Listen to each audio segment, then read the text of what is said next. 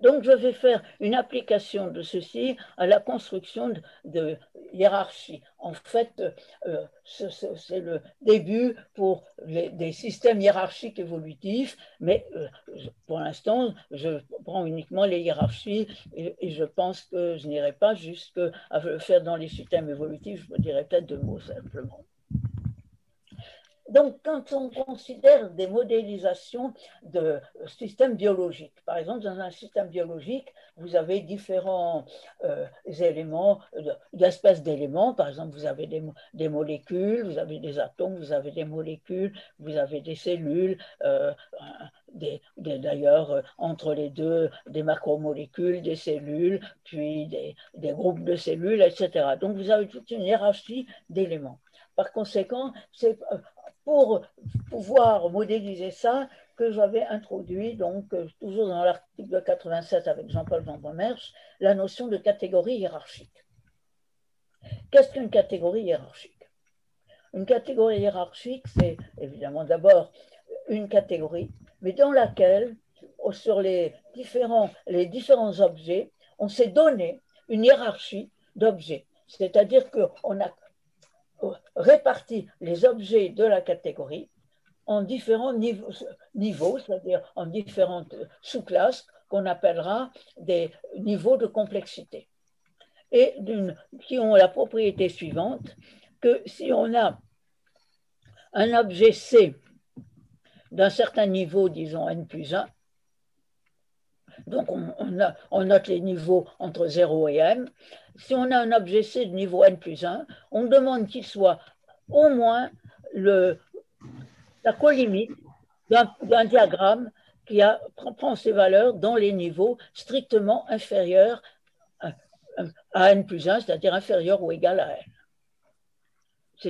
C'est tout, c'est donc très simple. Et évidemment, ça va avoir énormément de conséquences.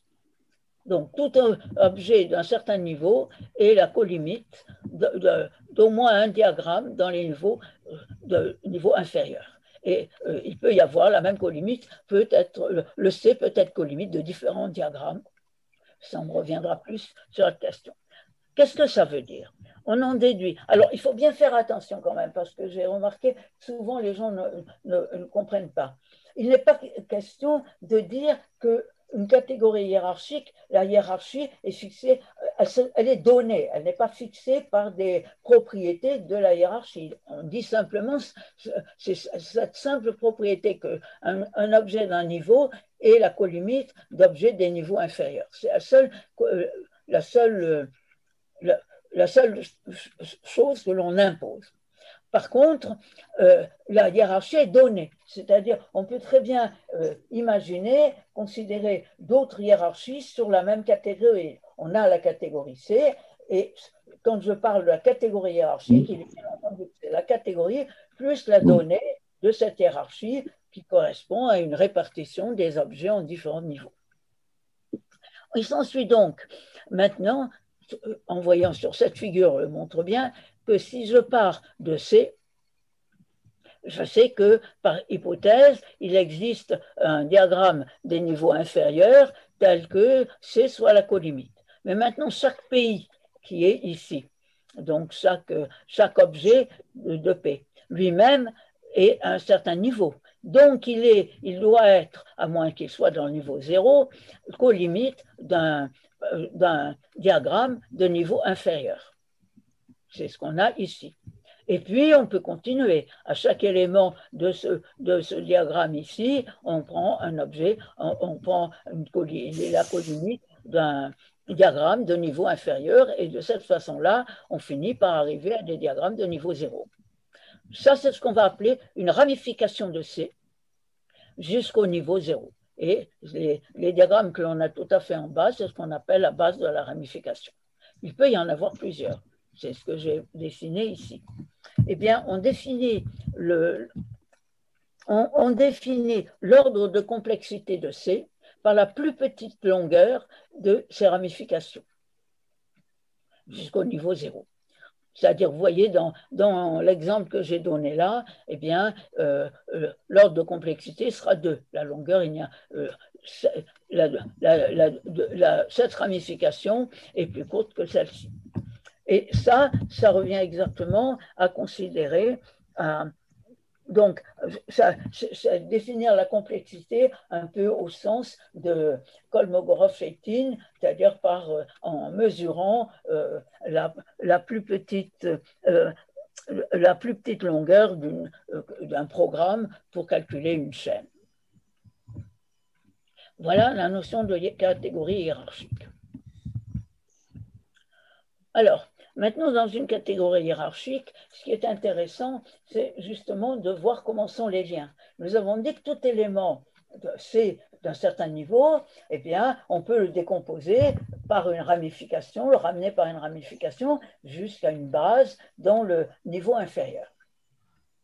Maintenant, ce qui serait intéressant, c'est de savoir ce qui se passe sur les morphismes. Est-ce qu'un morphisme, on peut lui faire subir quelque chose d'un peu analogue? Eh bien, justement, c'est tout cela qui soulève les problèmes de réductionnisme et de non-réductionnisme. Parce qu'effectivement, si tous les morphismes pouvaient aussi se ramener comme ça à des niveaux inférieurs, eh bien, à ce moment-là, on aurait vraiment le réductionnisme. C'est-à-dire, pour étudier un objet d'un certain niveau, il suffirait de le décomposer par une ramification, et puis après d'étudier, eh bien, de faire l'étude à un niveau inférieur, et puis de remonter, etc. Eh bien, ceci n'est évidemment pas le cas en général. Alors, d'abord, définissons ce que c'est qu'un lien n-simple, c'est-à-dire justement les liens qui permettraient que ce soit complètement, si les liens étaient complètement réductibles. Eh bien, si on a, tout à l'heure, nous avons défini les clusters, si nous avons deux diagrammes Q et P, et que nous avons un cône colimite ici, donc avec une colimite CQ, un cône colimite du côté CP de même, donc lambda celui-ci et gamma l'autre, eh bien, si on a un cluster de Q vers P, on montre facilement qu'il existe un unique morphisme G de CQ vers CP, qu'on appellera le recollement de G, le PQ recollement de G, et tel que eh bien, le composé de lambda avec ce G soit le composé de ce cluster avec enfin, le cluster composé de ce cône avec le G, CP, soit la même chose que le composé de ce cluster avec le cône gamma. Et on appellera un tel lien recollement qui recolle une... Donc, si on suppose que CQ et CP sont d'un niveau supérieur à Q et à P, eh bien, on voit qu'on a augmenté, recollé, les différents liens de l'algèbre sont recollés en un seul lien en haut. Et dans ce cas-là, donc cet élément petit g est appelé un lien QP complexe recollement de G. Et si P et Q sont de niveau inférieur ou égal à N, on dit que le recollement est un lien N simple. Un composé de liens N simples recollant des gerbes, des clusters qui sont adjacents, est évidemment encore N simple. Mais par contre, il peut y avoir d'autres liens, comme nous allons le voir tout de suite. Et on a par définition, eh bien, on dit que la hiérarchie de H est réductible si tout objet est d'ordre de complexité 0 ou 1, c'est-à-dire que si on a un objet, n'importe quel objet, toujours la colimite d'un grand diagramme de niveau 0, alors là, on a des théorèmes de réduction que je n'ai pas mis là, enfin, que j'ai à la fin d'ailleurs, mais enfin, que je n'ai pas indiqué ici, qui montrent que justement, si on recolle des diagrammes avec des liens N simples, on obtient encore un lien N simple. Donc, on dit que c'est réductible si tout objet d'ordre de complexité 0,1 et si tout morphisme G peut être considéré, peut-être enfin, reconstruit comme recollement d'une gerbe de niveau 0. Donc ça, ce serait le pur réductionnisme, ce qu'aujourd'hui on essaye d'éviter. Mais voilà, on peut avoir. Qu'est-ce qui fait qu'en principe, dans un système biologique ou cognitif, eh bien, en principe, on n'a pas ça. Pourquoi? Eh bien, c'est justement le principe de multiplicité. Alors, qu'est-ce que c'est le principe de multiplicité? Eh bien, quand nous avons commencé à travailler sur les systèmes biologiques et surtout les systèmes cognitifs, une chose très importante a été les travaux d'Edelman sur son livre The Remembered Present, où il indique comment, quelle est la propriété du code neuronal qui fait que on peut avoir des liens complexes, donc qui d'une certaine façon expliquent la complexité du code neuronal. Et c'est ce qu'il appelle la dégénération du code neuronal. Et en plus tard, donc ça c'était en 89 qu'il avait introduit ça dans ce livre. Je crois qu'il avait introduit d'ailleurs avant dans un article un peu avant. Et ensuite, cette notion de dégénération dans un système biologique a été généralisée d'abord par Edelman avec Galli en 2001, et puis aujourd'hui, cette notion de dégénération des systèmes biologiques est beaucoup utilisée. Bon, alors, cette dégénération, lui, il énonce de la façon suivante. Si on a deux patterns de neurones qui ont deux patterns qui ont la même fonctionnalité, eh bien, il peut exister deux patterns de neurones ayant la même fonctionnalité, et bien que les patterns ne soient pas équivalents. Et alors, le principe de multiplicité, eh bien, c'est notre traduction de ça en termes de catégories. Quelle est la traduction de ça en termes de catégories? Dire que on peut penser que deux patterns ont la même fonctionnalité s'ils ont la même colimite. Donc, le principe de multiplicité va être quelque chose qui est une condition donnée sur deux patterns qui ont la même colimite.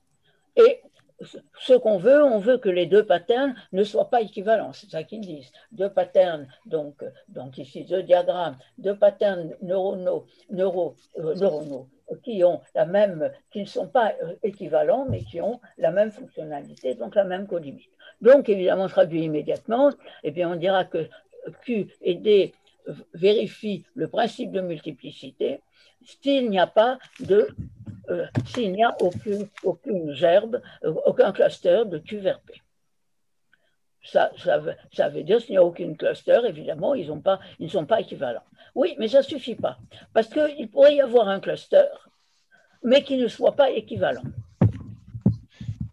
C'est-à-dire qu'on pourrait avoir un cluster ici, G, de Q vers P, mais que quand on essaye de faire son recollement, si son recollement est l'identité, ben effectivement, on peut dire que les deux patterns Q et P sont isomorphes, sont équivalents.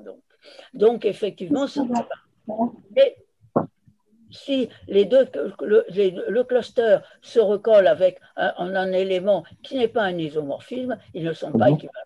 Voilà le principe de multiplicité. Donc ce principe de multiplicité, nous allons avoir qu'il a des conséquences très très importantes dans les hiérarchies. Pourquoi? Eh bien, on dira déjà, on appellera un objet A de la catégorie H, donc de la catégorie hiérarchique, et dit multifacette, s'il existe s'il est la colimite de deux diagrammes Q et P qui ne sont pas donc qui ne vérifient, qui satisfont au principe de multiplicité. Donc, soit n'ont pas de cluster entre eux, soit s'ils ont un cluster, ce cluster se recolle en quelque chose qui n'est pas un isomorphisme. Eh bien, l'existence de tels principes d'objets multifacettes est à la base de l'émergence dans les hiérarchies, et donc, en particulier, va permettre d'avoir effectivement l'émergence de liens complexes.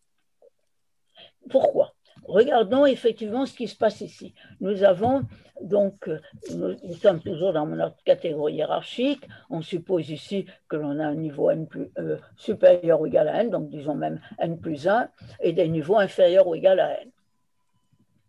Oui, supérieur à n. Donc, nous voyons ici que nous avons un cluster, un autre cluster ici. Chacun de ces clusters va se recomposer, enfin se recoller ici en un morphisme simple, ici G' et un morphisme simple G. Et tous les deux doivent avoir un composé, puisqu'on est dans une catégorie. Quelles sont les propriétés de ce composé? Quand nous avons un morphisme simple, ici, par exemple celui-ci, nous avons ici donc des tas de flèches ici et qui se recollent en G. Nous voyons que le G, en gros, le G est entièrement donné par la donnée des différentes flèches de ce cluster. Il rassemble les flèches de ce cluster en un élément. Donc, d'une certaine façon, que l'on soit au niveau n, à un niveau inférieur ou au niveau n plus 1, eh bien, bien sûr, au niveau n plus 1, on a la mise en explicitation du lien qui recolle, mais enfin, c'est pas, toutes les données sont déjà ici. Quand on prend c'est la même chose ici, évidemment. Mais si je considère ce composé ici avec celui-ci, ou ici, je suppose, mettons même qu'il n'y a pas du tout de cluster. Mais ça reviendrait au même parce qu'autrement, il y aurait ici quelque chose qui empêcherait qu'on ait l'égalité là. Donc, on peut très bien considérer le cas que l'on a ici où il n'y a pas de cluster entre les deux. Si on considère ici le B et le C' ici, supposons que j'ai un observateur qui est au niveau inférieur. Il voit évidemment bien le Q', il voit bien ici le P'. À la rigueur, il peut voir qu'on va prendre la colimite, donc il sait que c'est la colimite, par conséquent, il va y avoir quelque chose ici et ici. Mais comment peut-il savoir qu'il y a un lien ici qui va émerger d'une certaine façon? Parce qu'il n'y a rien, quand on se place uniquement, quand on oublie complètement le haut, il n'y a absolument rien qui permet de relier ce qui se passe entre un objet ici et un objet là. Il n'y a pas de lien, il n'y a pas de morphisme qui les réunit. Il n'y a rien. À première vue, ce composé, à première vue, et vient sans rien. Alors, ce n'est pas tout à fait vrai. Il dépend quand même du niveau inférieur par le fait que ces deux cônes sont des cônes colimites avec la même colimite.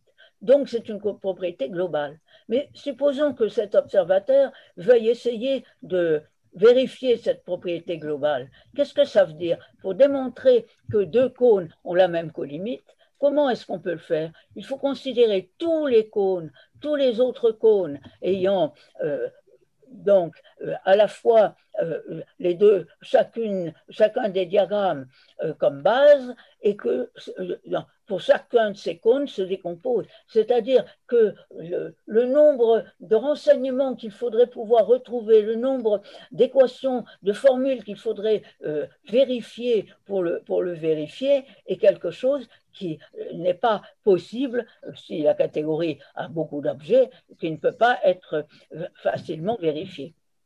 Par conséquent, un observateur qui est à ce niveau-là, bien que toutes les données soient données pour qu'il puisse reconstruire ceci, c'est-à-dire on a une émergence qui, du point de vue théorique, ce qu'on appelle sémantiquement, est compréhensible, c'est-à-dire ce lien-là émerge sémantiquement si on connaît vraiment le fait que l'on a la même colimite, etc.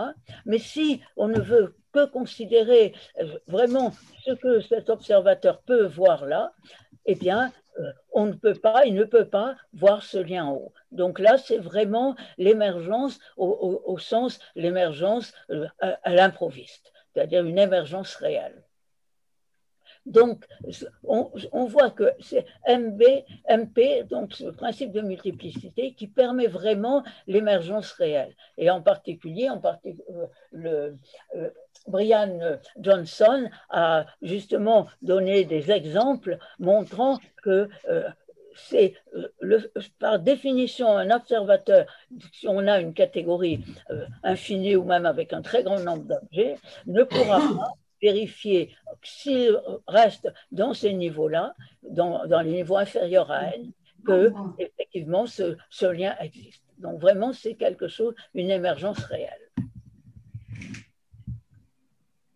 Ah, très bien. Voilà. Ah, il faut que eh bien, ce morphine, donc Gg', est vraiment émergent. Et c'est exactement donc, dans une catégorie hiérarchique, eh bien, on va pouvoir construire des hiérarchies basées. Eh bien, une hiérarchie basée, c'est justement des hiérarchies où il va y avoir de telles émergences et qui, par conséquent, vont ne plus résoudre un problème de réductionnisme, mais justement un émergentiste réductionniste. Alors voilà, qu'est-ce que c'est qu'une hiérarchie basée? Eh bien, on dit que H est une catégorie basée sur H de 0. Mais non, ce n'est pas une catégorie, je me suis trompé, hein. C'est une hiérarchie.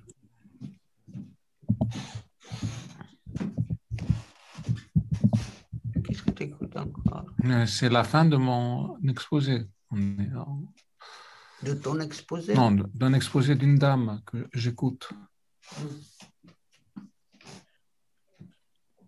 On dit que H est une catégorie basée sur H0 s'il existe pour chaque n, donc de 0 jusqu'à n, une diesquisse sur Hn telle que Hn plus 1 soit la delta n complexification de Hn.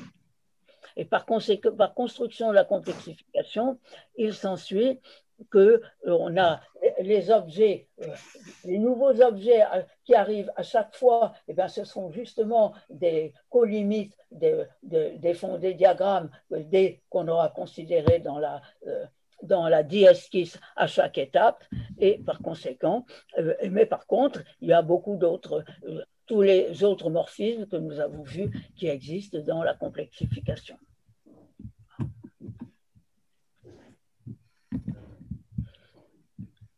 Qu'est-ce qu'il a encore? Ah, parce que il y a quelque chose là. Voilà. Donc, on a le théorème dans une réaction. Alors, non. Et donc, on a un théorème maintenant.